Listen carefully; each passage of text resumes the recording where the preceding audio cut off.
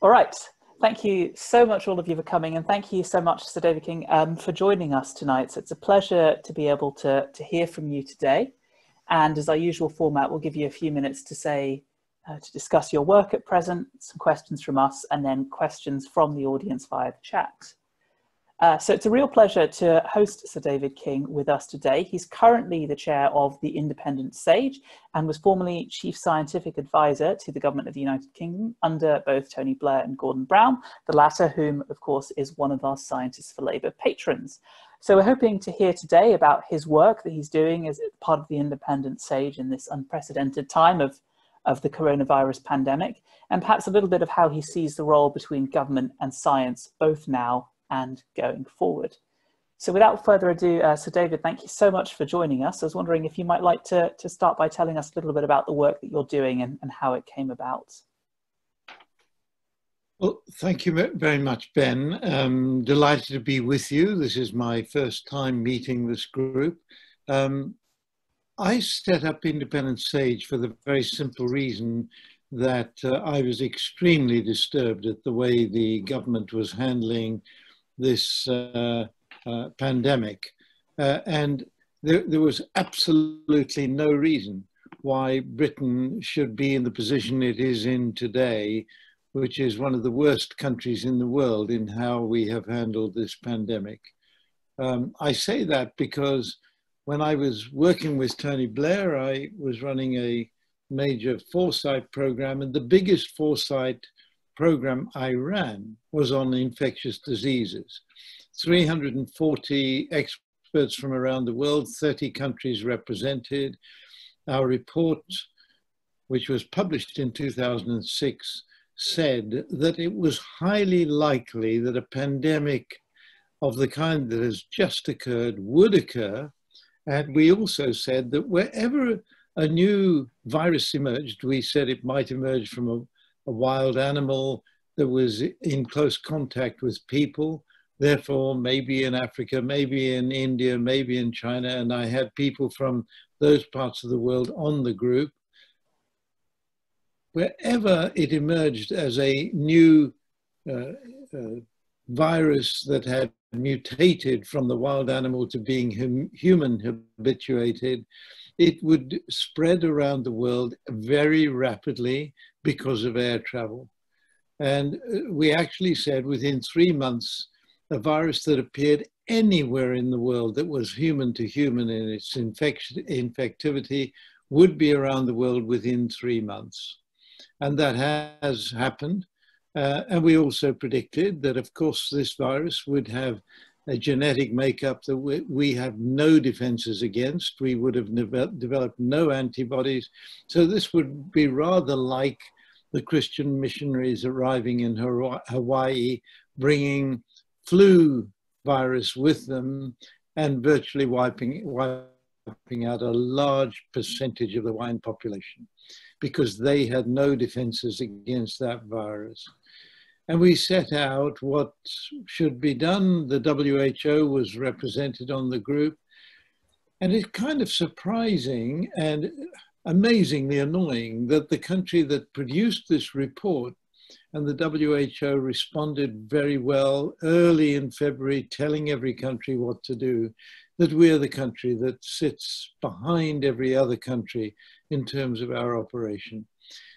65,000 excess deaths to date, and the number is still rising. And in my view, this number should have been kept well below 10,000. It should have been closer to 2,000 or 3,000 if we had operated expeditiously. So Independent SAGE was set up once the pandemic was running. And our objective was twofold. One was to demonstrate to the public at large how I believed a chief scientific advisor and the advisory system ought to work. The advice ought to go into the Prime Minister, ought to go into the cabinet, but at the same time as doing that, it needs to go into the public domain so that the public know what the advice is and can judge. When a minister says, we are following the science advice, the public can know whether that is happening. Now that was one of the objectives. And we held our meetings in the public domain, and tomorrow we will have a public meeting as we did last Friday, and we plan to do every Friday now, to say what is the state of the emergence of this pandemic in the UK, and how well or badly are we doing in terms of trying to contain it through the lockdown. So that's basically the way we're operating.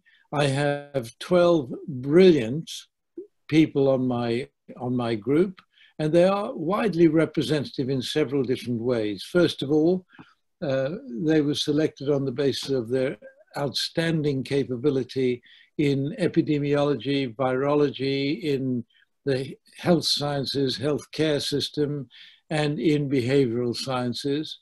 And they were also selected so that we have a good mix in terms of gender, but also in terms of bringing in people from the BME community who were outstanding people within the community that they came from.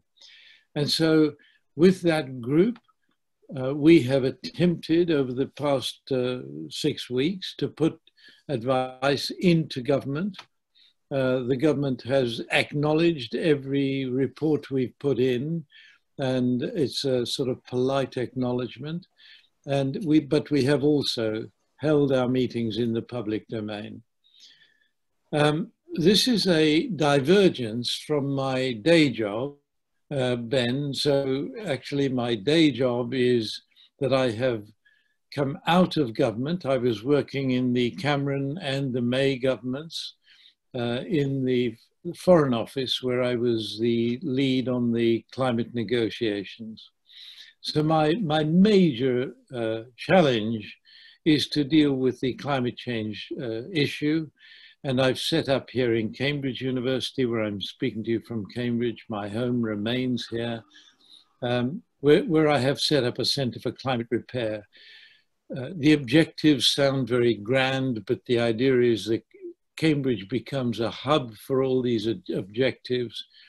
And the objectives are, first of all, deep and rapid emissions reduction.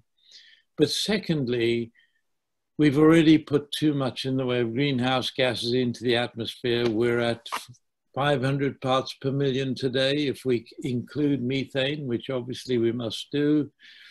And the pre-industrial period was 265 parts per million.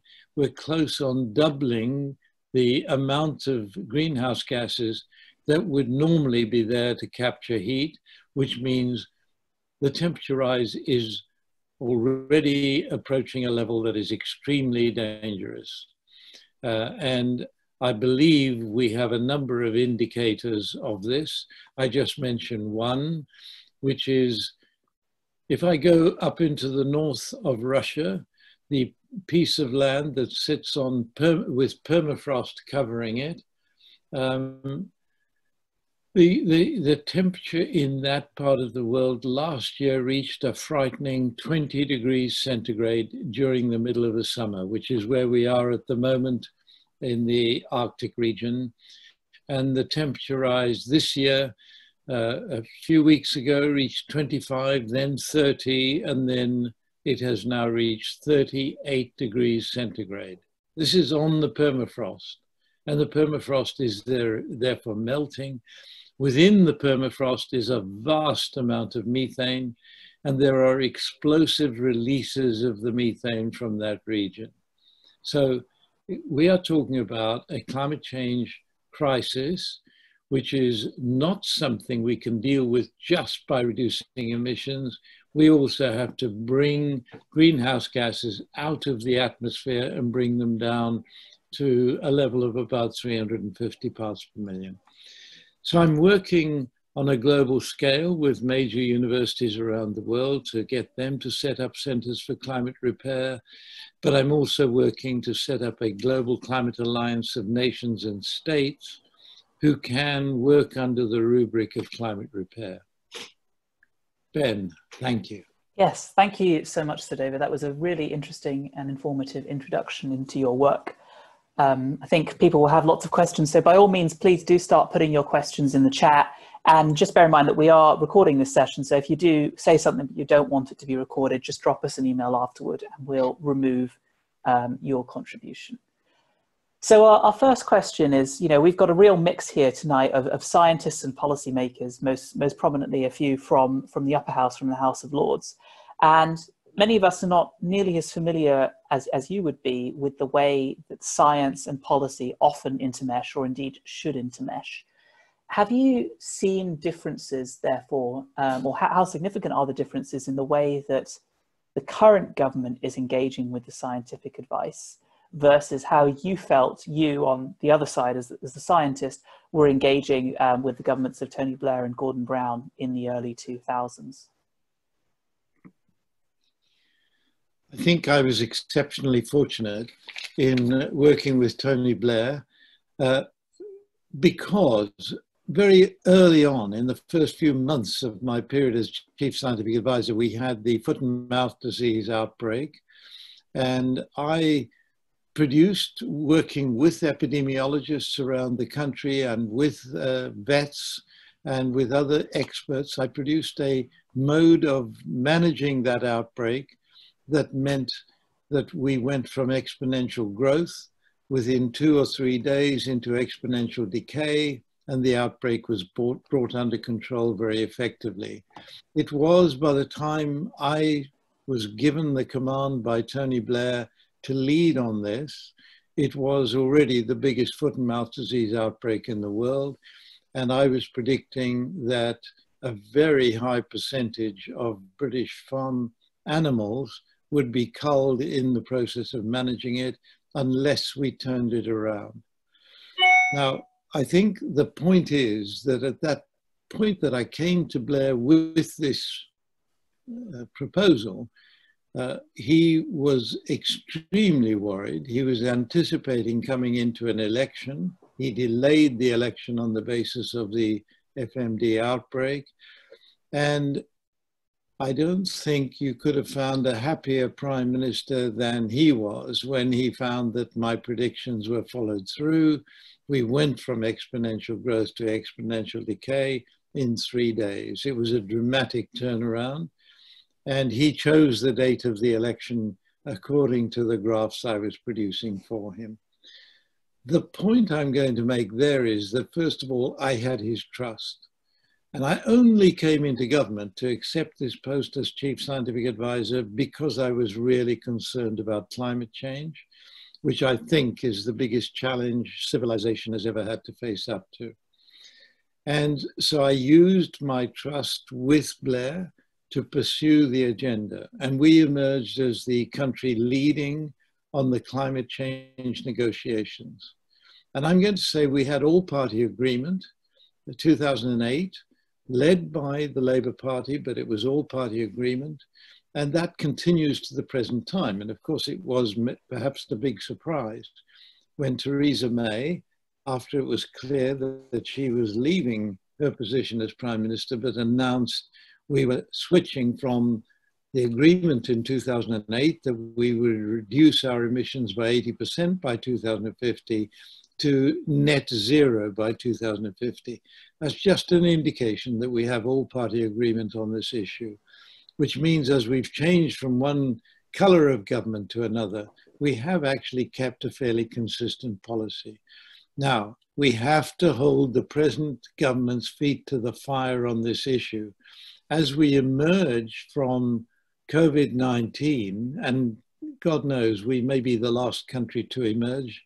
Perhaps the United States and Brazil will be behind us. But as we emerge from this, we have to emerge into a greening of our economy, or else, frankly, we will invest in an economic development that will not be sustainable as we move forward. Thank you. I think that's certainly a lot to be thinking about there, and we'll have some follow-up questions on that sustainable development and how we manage it.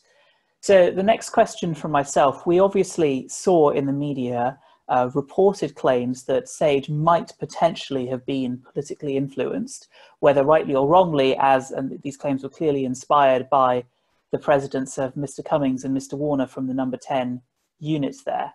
Do you think that the government has perhaps in some way undermined trust in science and scientific advice by the way that it's handled both the inputs and the outputs from SAGE, the chief medical officer, the chief scientific advisor, in this pandemic? The answer is absolutely yes. So let me explain why I'm saying that. When I came in the late 2000, year 2000, as Chief Scientific Advisor into government, we were just recovered from a major crisis in British livestock, which was the BSE crisis, mad cow disease. And during that crisis, we had the minister in charge of what was then the Ministry of Agriculture, Food and Fisheries. Blair subsequently closed that ministry down. The minister in charge went on television feeding his daughter a hamburger and explaining to everybody that it was perfectly safe to eat British beef.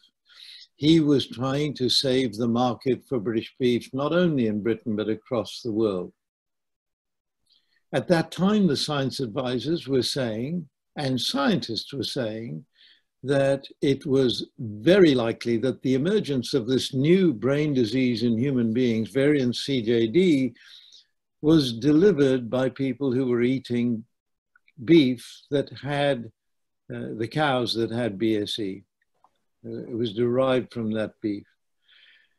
And so the Phillips Commission was set up to examine how well or badly the government had handled that epidemic in livestock, and they concluded badly. And they said the problem was that science advisors within government were not able to tell the public what their advice was. So when the minister went out saying, "We are following the science advice when I tell you it's safe to eat British beef," they were not. Quite simple. And I'm afraid when we see, since 2010, science advisors have not been free to go on television and radio and talk to the media. Frankly, during my period with Blair and Brown, I was free to do that because it was clearly understood. This is the way to gain the trust not only of the Prime Minister and the Cabinet, but also of the public. You cannot manage a crisis if you don't have the trust of the public. I know that the science advisors who stand on either side of the Prime Minister are not free to come into the media and talk now. And it was only when Independent SAGE was meeting with its first public meeting that the first minutes of SAGE were published. Even the membership of SAGE at that point was secret, top secret, incredible. So I think we're in a totally different situation. In 2016, the Department of Health asked for an evaluation as to whether we were still in a position to manage a pandemic, because during that period in 2006 of my report, the government began to set in place a strategy for us to enable a pandemic to be handled in the UK. That was dismantled during the austerity period, and in 2016, they called for a report on our readiness, and the report clearly stated that we had wrecked all the capability that we had in our hospitals to manage this. We no longer had the test and trace capability. We no longer had the staff equipment to protect staff from a pandemic of this kind in our hospitals and care homes. And we no longer had the ventilators needed. So when this pandemic arrived, we were totally unprepared.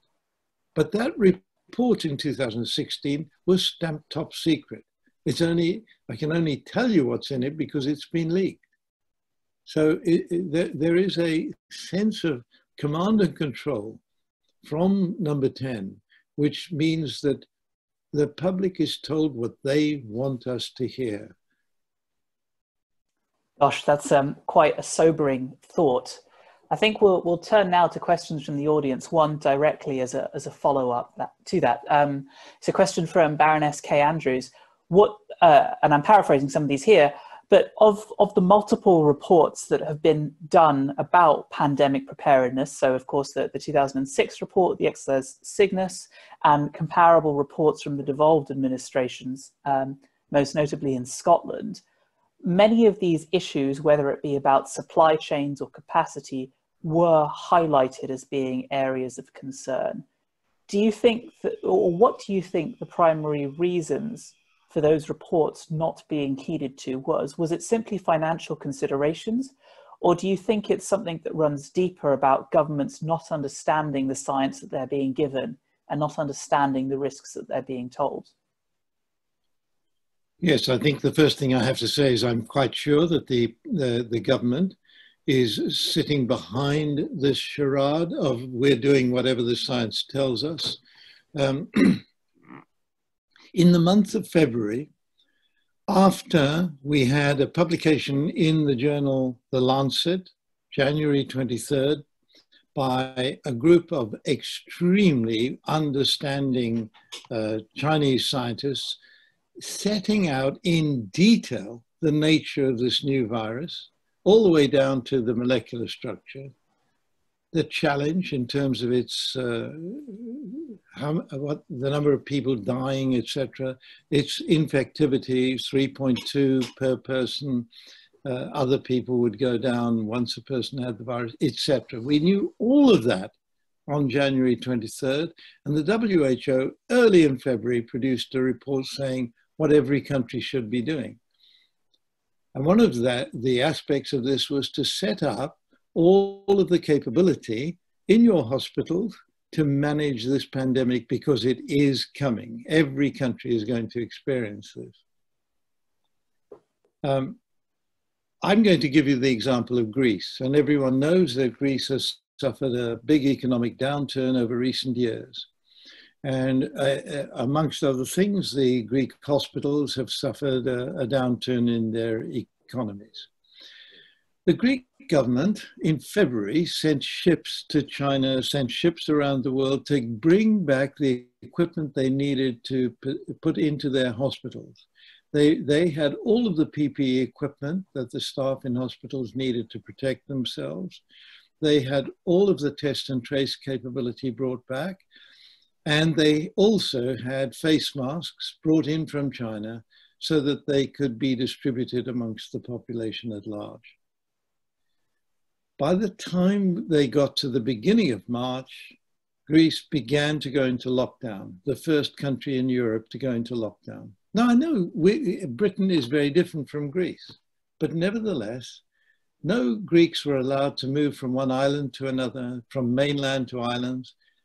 The vast majority of Greek islands to this day have had 0 cases of COVID-19.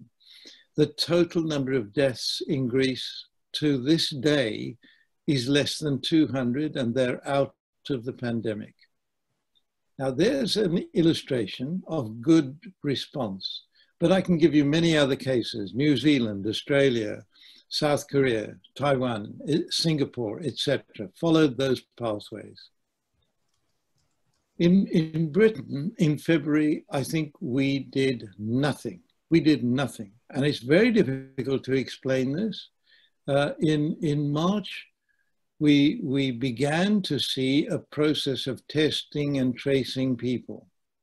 And very quickly, we ran out of the capability of following the number of people who were going down with the symptoms, even though most of the people going down with the symptoms were not tested at all. I have a son who went down with the symptoms in March. He isolated himself. He never got tested. He's not on the records of ever having the disease. This all happened in March. So we're well into the period of the epidemic.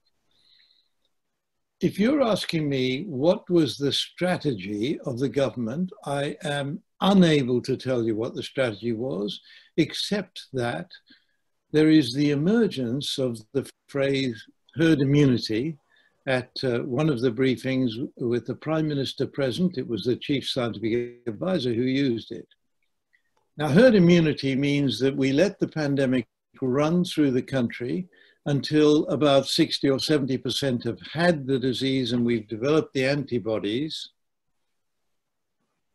And then the disease would disappear because most people exposed to other people would have got the protection against it. It's like being vaccinated. Now, if that was the policy, it was declared very early on in the middle of March. But at that point, we see a complete turnaround because suddenly there's a paper published by a member of SAGE saying we could have up to 500,000 deaths in the UK if we go down that route. And then we go into lockdown, but we don't go into lockdown as soon as that paper is published. If we had gone into lockdown on that day, that's actually, let's give them 3 days. 1 week before we actually went into lockdown, the number of deaths would have been 1/4 of the number of deaths we're currently experiencing. Now, for me, there's absolutely no reason at all for that delay. I can't see the strategy today, frankly, because the only way you can come out of a pandemic of this kind, and this has been shown in every other European country, is to get a test and trace system up and running. We didn't begin to get a test and trace system up and running until April. And then we went into the private sector, offered Serco a very large sum of money to do the test and trace, a company that had no healthcare experience whatsoever. And yet our own healthcare system, starved of money because of the period after 2010, particularly after 2012, didn't get the extra money. But we all know that it's the local healthcare system that should have been brought into operation. Today we have an estimated 2,000 extra cases of the virus infecting people every day.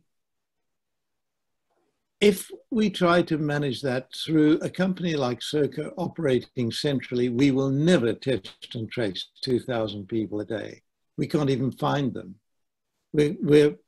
Our estimate is that we're testing about 25% of new cases in a day. But if you gave the job to GPs, GPs aren't doing the testing. If we gave the job to GPs, local authorities, it might be 1 or 2 a day. So it's just an incredible misunderstanding of how the healthcare system in Britain works. We have heard the government praising the NHS workers for the amazing job they've done, and they have done an amazing job. But there's no real understanding that we have these amazing professionals in the public sector. Sorry, I'm giving very long answers. No, I mean, I think we can tell from the screen that people are even making notes. And just so you know, you've become our Scientists for Labour's best ever attended event in our 23-year history. So congratulations. Thank you. So on that note about test, track and trace, we've obviously seen multiple areas where independent SAGE's advice has differed from either what SAGE has proposed or what the government has initially or eventually chosen, be that on schools, the distancing rule, and of course, you know, the government telling us we'd have a world-beating test, track and trace system up by the end of last month. What's been the origin of those differences? Do you feel as if you have access to information they don't, or is it simply that the government is cherry picking the information that they are using in basing their decisions, or indeed something else? Well, Ben, I'm afraid I have to say that it's very difficult to believe a word of what the government is saying at the moment.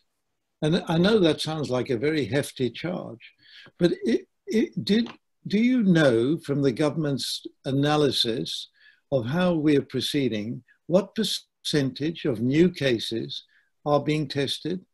What we're actually given is not the percentage, but the number that have been tested. And by the way, there are many test repeats because these guys don't know how to do the tests. We know the number they're testing every day. And then we're told how many people are traced, and it's something like 83% of the numbers they've tested. But we're not told what percentage of the people who went down yesterday with the disease are actually tested. It's a very careful manipulation. of information going into the public domain, which is not at all close to the reality. Now, you may therefore ask, so what is their strategy? Now, I believe, and I'm having to guess, because it's either chaos or there is a strategy. The only strategy I can see is that they have probably given up on herd immunity. There are several problems with herd immunity, one of which is that we're finding out data from China that if you've had the disease, you've developed the antibodies, you're no longer vulnerable, those antibodies actually don't last very long, right? So this new COVID-19 has very different properties from many of the diseases we're used to. And it depends on the person. So here we all know that young people are not suffering badly from this disease, and it's the older people who are suffering more. But equally, BME group people are suffering more. There's all sorts of variations in human responses to this virus, and we're learning as we go along. But none of this information is going into the public domain. I have been working with my team day upon day, getting as much information out as possible. Tomorrow we will once again go into the public domain and produce our analysis of where the pandemic is as we stand at the moment. And it looks to us, or it looks to me, as if the strategy is to play it down with lockdown so that the National Health Service could cope with the number of new diseases that need going into hospital. And by the way, when we say cope, we're not coping with the normal hospital activities, and a significant number of people are dying because they can't get into hospital for normal treatment. But nevertheless, NHS is now coping at the current level of the disease. It looks as if there's no intention to reduce it any further. We're opening up from lockdown far too early. We have the same number of new diseases reported every day compared with the number we had when we went into lockdown. So we're now managing it to keep it at this level. And I think the idea is keep it there until a vaccine emerges, or perhaps until we get herd immunity. Thank you. I think the fundamental question to build off that, which many people are asking, is do you think that the government is lifting the lockdown too rapidly? Both be that in terms of retail, in terms of the planned return to school, which obviously now we're looking at September, or indeed in terms of lifting restrictions on people traveling across different parts of the UK, or indeed internationally? Okay, big question that. So let me handle it. I'm sorry, I'm going to be quite long in the answer again. If you look at the biggest problem in the UK, it's the level of infected people in the country when we went into lockdown. The number of people going down was doubling every 3 to 4 days. So that means when I say the disastrous delay was that delay of just 1 week, in 1 week, the number of infected people was quadrupling. It was fourfold increase. And what that means is when we went into lockdown, we had the highest infectivity level in the population in Europe by quite a stretch. This means it's much more difficult to come out of the pandemic. So here we are getting impatient because we've been in lockdown for so long, and they are undoing aspects of the lockdown far too quickly. Now, I'm going to say some of these aspects are not so bad. So we are very selective about what should be done. We now know that most of the transmission is occurring indoors. We now know this is a disease that is largely spread through the air. And so if you're indoors, you're breathing what other people are breathing out, and you are more likely to become infected if there's an infected person anywhere near you in the area. The same is true if you're on an airplane. You're going to be stuck on that airplane for some period of time. I've just been delivered a cup of tea, so I'm very grateful for that. You're on an airplane for a long period of time. Very, very difficult to imagine that that's going to be good for you. So, however, outdoors, we propose the government should look very carefully at the possibility of requisitioning football fields, private rugby fields, grounds, and so on, and seeing that schools could reopen in these requisitioned areas. We all know that the quicker we can get children back to school, the better it'll be for their mental development, as well as their, by mental development, I mean their social development, as well as their educational benefit. So I think we have tried to advise government on how schools should be reopened. But here we come to a big, big difference. We do not believe that this is a pandemic that can be controlled from number 10. We believe this pandemic must involve engagement with local communities. Local communities start with schools. And I don't believe schools were at all consulted in the process of undoing lockdown and reopening schools. Different communities are in different places. No surprise to any of us here that the communities that represent the more deprived areas are in a much more difficult position. And so we need really to look at different strategies for different parts of our community. For the more disabled, the communities which are really finding it much more difficult, more crowded. If we look at Leicester, we've seen the new shutdown occurring in Leicester, and we've got a report coming out on this tomorrow. Leicester has a community which is very heavily BME. It is very heavily a deprived area, the east of Leicester, where this new breakdown has occurred. And of course, this is an area where people hear the message from the Prime Minister, we're going out of lockdown, we're heading out, and people are out in the streets are narrow, the streets are crowded, and the epidemic is taking off again. This is an absurdity to say there's one size fits all across the country. We have to manage this on a community level, whether we're talking where there are GPs, whether we're talking about the healthcare system as a whole, schools have nurses and so on. None of this has been brought into operation. No communication with local communities. Now, I actually have to say that I think the management of the Leicester lockdown is the worst you could possibly imagine. I received a message from Australia today on the details of the new lockdown they've imposed in Melbourne, because there's a new outbreak. This is a country that had got rid of the disease, new outbreak in Melbourne. They not only put the Melbourne city into lockdown, there's a communication with all of the people in Melbourne as to which streets are in lockdown. So everyone just knows their street is in lockdown.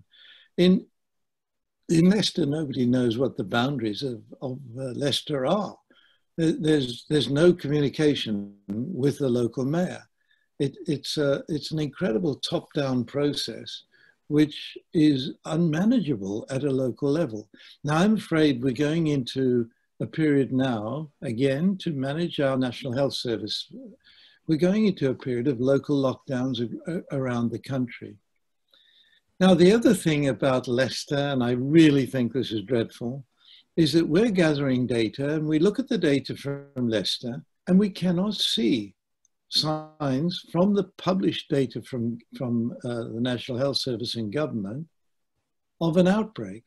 And the reason is, and you may already have heard, that we've got a Pillar 1 and Pillar 2 testing process. Pillar 1, National Health Service. Pillar 2 is the Serco-driven process. The Pillar 2 data were left out of the publications from government on local outbreaks. And when you add in the Pillar 2 outbreaks, you see this outbreak has happened in Leicester 2 weeks ago. So we're coming into it far too late. This is a massive disaster locally. And I'm afraid I've just got no good news. It looks to me as if it's going to continue into the winter, and in the winter, because most of us are anticipating that this virus is going to be rather like a flu virus, in the sense that we're all going to be more susceptible in the winter. And I fear that it's going to bounce along as we are now, and then the government will be hit by a surprise when it turns into a second wave, which of course is what happened in the 1918, 1919 so-called Spanish flu outbreak, when the number of deaths in the second wave was much bigger than the first. So on the note of what to do next and how to prevent that, we've obviously seen calls coming for a public inquiry into what has happened. And perhaps that's inevitable now, but there are good questions to be asked about the time frame for that. So on the one hand, we've seen other scientific heavyweights, Lord Krebs for one, suggesting that it might be better to wait and do something later once things have calmed down slightly. On the other hand, other scientists saying, things look to be quietening down somewhat over the summer, and we should be prepared for a second wave, either of this or indeed of just a bad seasonal flu season in the wintertime, and we need to be looking at some of these issues now. Do you have a position on what the right attitude to take is? Is it a mixture of both or indeed neither? I would like to see an emergency put on this business of an inquiry. I think, in other words, don't wait until the end of this pandemic. I'm afraid we'd have to wait until next summer, quite possibly. I think we need an emergency inquiry now, because there's really enormous amount of evidence to indicate a completely mishandling of really awful levels. If we look at the number of deaths that could have been avoided, and I'm saying it's in excess of 50,000 already, that the fatalities that could have been avoided, it's difficult to avoid using the word, this looks like criminal behavior. I mean, it really is a disaster of an enormous magnitude. Now, we have to compare ourselves with other European countries, and other European countries are in, Germany is close on 10,000 deaths, and we're at 65,000. So maybe that's a point of comparison. It's a vast number of people who have died unnecessarily. Thank you. So I realize that you have another meeting, you said, at 9. So we'll do one last question from me to wrap things up, if that's all right.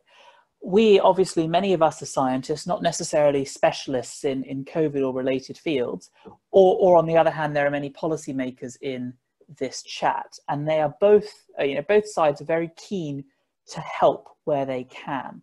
What do you think that the optimal route, both in the short term, so in terms of this crisis, but also in the long term, in terms of exactly as you said, the lessons learned for the climate crisis, what should we be doing both to make sure that scientific advice is at the heart of policymaking, be that in government or in opposition, or for those who are members of the government, of the shadow, of the Labour Party in the House of Lords, for example, what should they be doing to ensure that scientific advice is at the heart of their questioning as well? Well, Ben, I've seen one of the questions from Michael Corcoran, which is really saying, do I have the capacity to also deal with the climate change issue? And the answer is, I have to. This is the biggest challenge facing humanity. We will somehow recover from this, those of us who survive, but I don't believe that humanity will survive if we let climate change run forward. So just addressing that and your question together, as we emerge, we need to see the similarity between the two. The climate scientists have been saying since the end of the 19th century that this is going to be a massive challenge. The climate science community has challenged the world in a massive way since 1988, when they managed to get the Intergovernmental Panel on Climate Change formed, when the United Nations Framework Convention was formed, And since 1992, meetings have been held twice a year. And finally, in 2015, we got an agreement. And without Britain, I'm going to say to you, I don't think we would have even got that agreement. That agreement isn't good enough today because it's all happened far more quickly than we had anticipated 5 years ago. The challenge means we have to go much, much further than we agreed in Paris. And yet, we're not meeting the challenges even set by the agreement in Paris. So I think the two together, COVID-19, ignoring the science advice, not listening to WHO. I was shocked when the Deputy Chief Medical Officer said very early on in this pandemic, in answer to a question, why isn't Britain following the WHO advice given early in February? She said, because that advice is aimed at developing countries. There was a kind of feeling that we rode above this because we had all the knowledge we needed to handle and we could do it our own way. Climate change is a similar process. This is where the scientific community has had the understanding to say what needs to be done. And I think we need to learn the lesson from this outbreak in terms of crossover into understanding this challenge. As we in Britain emerge, let's look across to Germany. Germany also is planning to emerge from the economic crisis created by COVID-19 by investing in the development of the country by borrowing money. But they're not investing in the way that the Prime Minister announced very recently yesterday. They're investing billions. I think it's £7 billion just in developing the hydrogen aspect of their economy. They're investing in each aspect of a green economy to see that they emerge, instead of just in the old fossil fuel-based economy, they emerge in a new future-facing economy. And to me, that's the key message for Britain. Can we somehow persuade our government that we need to follow suit with Germany? Now, I realize Germany is in Europe and we are emerging from Europe through this government, and maybe we need to use other examples, but I'm afraid I wouldn't use the United States as my example. Gosh, yes, I think certainly that's something that we'll be looking to transition our efforts at Scientists for Labour to. So we've had an incredible team of well over 100, probably coming up at 150 volunteers helping with our COVID daily briefings going out to MPs. But as you say, we need to learn the lessons from this to apply to the climate crisis as much as the government does. So that's something we'll be looking to do in the future. So David, thank you so much. I think this is, as I said, this has been our most well-attended talk by far. Incredible insight into the way that scientific advice should be working and sadly isn't, but also in terms of what we can do to move forward in this situation, and as some in the Labour Party are saying, to build back better. So if we could all take a moment to give Sir David a clap or a thumbs up or whatever your appropriate Zoom reaction is. Thank you so much. I hope we'll be able to continue to hear from you and, if appropriate, to work with some of the things that you're calling for. For those of you who are not aware, Scientists for Labour, we're an affiliated organisation to the Labour Party. We work to promote the role of science within politics, but also to promote an engagement with societal and political issues with our scientific membership. Joe's just posted the link to our membership in the chat. If you're interested in any way in what we do, be that in contributing to briefings or helping us to develop a Green New Deal sustainable development strategy for the Labour Party, please do just get in touch and drop us a line. We're always happy to hear from you. So once again, Sir David, thank you so much. And thank you to all of you for coming. It's been wonderful to hear from you. Ben, thank you, and more strength to your elbow.